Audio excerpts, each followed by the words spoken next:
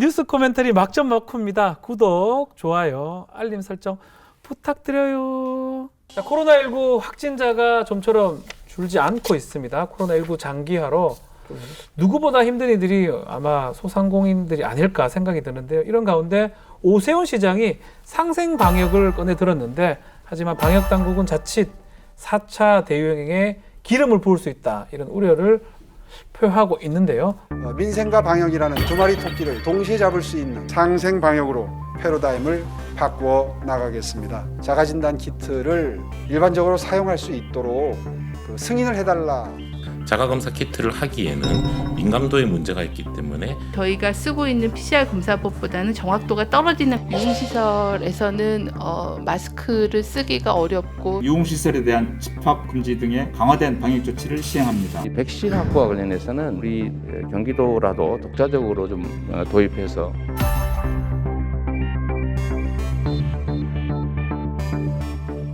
자, 자가진단 키트 도입을 전제로 해서 업종별 특성을 반영해서 영업시간 연장하자라고 하는데, 이게 아주 좋다라는 시각도 있고요. 방역하고 뭔가 맞지 않을 것이다라고 하는데, 이거 일단 어떻게 보십니까? 두 가지 말씀드리는데요. 네. 저는 건전한 논의가 시작되고 있다. 얘기 잘하셨다는 생각이 들고, 우리 박진영 부대변인께서 얘기하셨던 민주당은 신현영 의원 보유국 아니겠습니까? 우리나라가.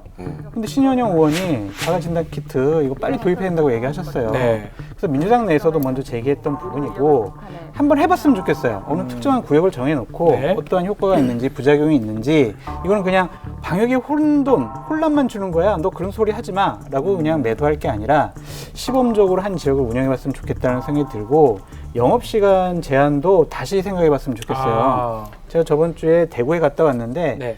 11시, 12시까지 제가 밥도 먹고 좋았어요? 고기도 네. 먹고 막 그랬거든요. 네. 밥을 이렇게 먹네, 지금. 밥을 이렇게 먹진 않죠. 네.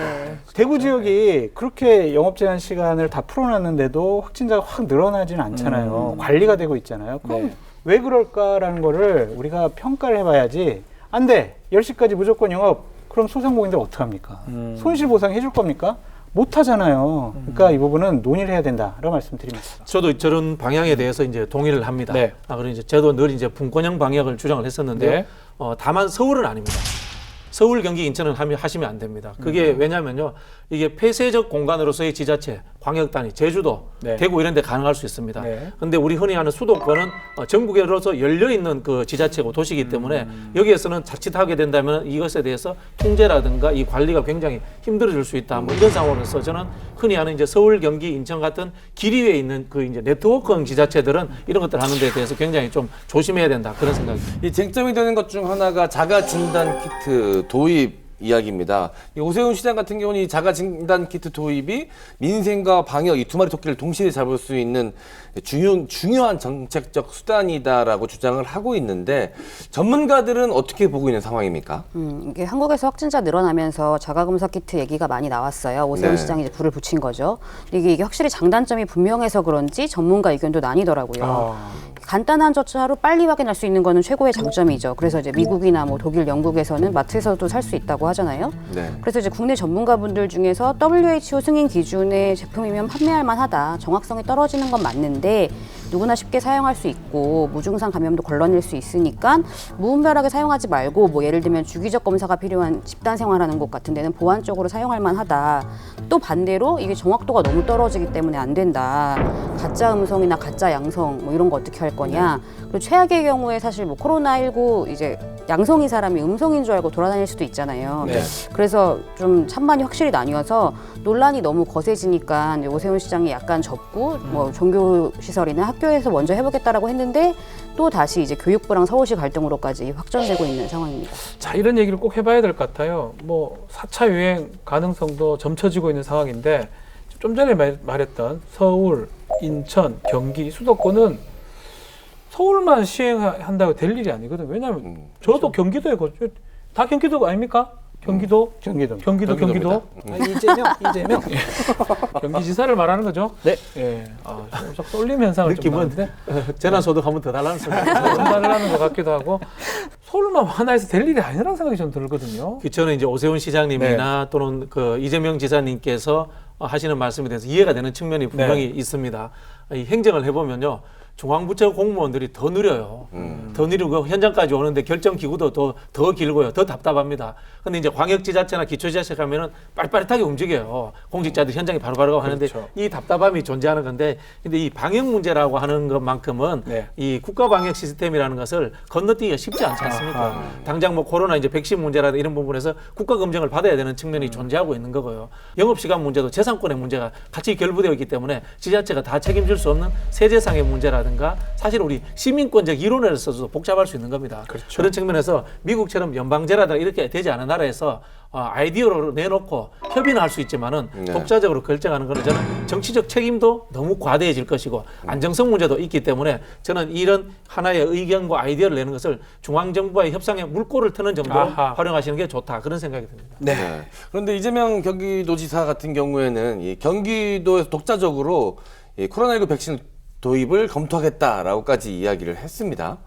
경기도라도 독자적으로 좀 도입해서 접종할 수 있을지를 지금 실무적인 검토를 하고 있고 가능하면 이건 또 어떻게? 그래, 그거도 괜찮아요?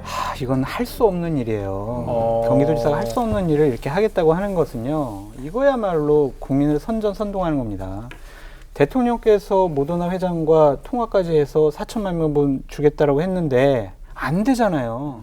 어떻게 본인이 확보할 거예요? 제가 이재명 외쳤지만 이것은요 국민을 속이는 행위다라고 말씀드리고 이러한 방역 문제는 건의는 할 수 있고 논의는 할 수 있지만 독자적으로 지자체가 결정할 수 있는 권한과 수단은 거의 없다. 비슷하게 보시는 겁니까? 중앙정부 하는 게 답답하니까 그런 말씀하셨다 이렇게 이해해 주시면 될 것 같습니다. 이렇게 좋게 얘기해요. 비판을 하시란 말이에요. 저는 지금 또 나올 수도 아니 있어요. 재난지원금 때문에 지금 다들 자 이게 그런 것 같아요. 진짜 방역 관련해서는 지자체의 자율권을 어느 정도 허용할지 또 이게 독자 노선으로 가는 게 또 지자체가 직접적으로 해야 될 부분도 있는 거거든요. 어느 정도까지가 맞을까요? 단속 뭐 이런 것만 지자체가 하는 겁니까? 그렇죠. 이제 단속 부분이라든가 이런 부분들은 이제 지자체가 하는 게 맞다라는 생각이 들고요. 저는 이제 늘 그런 주장을 하는데요. 전국 동시지방선거 좀 안 했으면 좋겠다 이런 생각 늘 하거든요. 지자체 특성마다 다르거든요. 전국 동시지방선거를 하니까 지방선거가 중앙정치에 종속되는 거하고 똑같거든요. 왜 우리는 천편일률적으로 시, 군, 구, 도 이렇게만 생각을 할까? 미국처럼 다양하게 존재할 수도 있지 않습니까? 왜 늘 시장을 뽑아야 될까? 의원들 뽑아서 자기들끼리 위원회에서 지자체도 내각제처럼 운영해보면 안 될까? 이런 다양함들이 이제 존재한다면 이런 것 지역적 특성에 맞춰서 할 수 있는 거기 때문에 이건 역시 방역도 우리가 그런 측면에서 시범적으로 하나씩 해보면서 다양한 모델들을 만드는 것들이 필요하지 않을까 그런 생각이 듭니다. 자, 코로나19 또 오세훈 서울시장 당선되자마자 오세훈표 방역 내고 있는데 과연 이 방역이 서울시민 또 더 나아가서 우리 대한민국 방역하고 또 잘 조화롭게 될 수 있을지 또 그런 부분까지 봐야 될 것 같습니다. 자, 뉴스 코멘터리 막점 맞고 오늘은 여기까지입니다. 저희는 다음 주에 다시 찾아뵙겠습니다. 감사합니다. 윤석열 전 총장하고 김종인 위원장은 지금 많이 만나고 있을까요? 최근에 윤석열 총장에 대해서 김종인 위원장이 조금 이전과는 다른 좀 안 좋은 얘기 하잖아요. 워딩이. 비대위원장 끝나갔으면 윤석열 총장이 전화해서 위원장님 그동안 고생하셨습니다. 제가 한번 어디 제주도 가서 쉬었다 오시면 제가 저녁 한번 모시겠습니다. 그렇게 전화할 줄 알았는데 전화 한 통이 없다는 거예요. 그러니까 화난 거지. 윤 전 총장은 왜 전화 안 했을까요? 전화할 법도 한데. 모르겠어요. 전화번호 모르는 거 아니에요? 혹시 서로? 제가 김종인 위원장 쪽하고는 좀 사정 파악이 되는데 윤석열 총장 쪽은 사정 파악이 안 되니까. 제가 한번 알아보겠습니다. 네, 한번 알아보세요. 다들 허세만 부리는 것 같고 이거 뭐 진짜 정보는 다 없는 것 같고. OBS 뉴스 코멘터리 막전 막후는 목요일 밤 11시에 방송됩니다.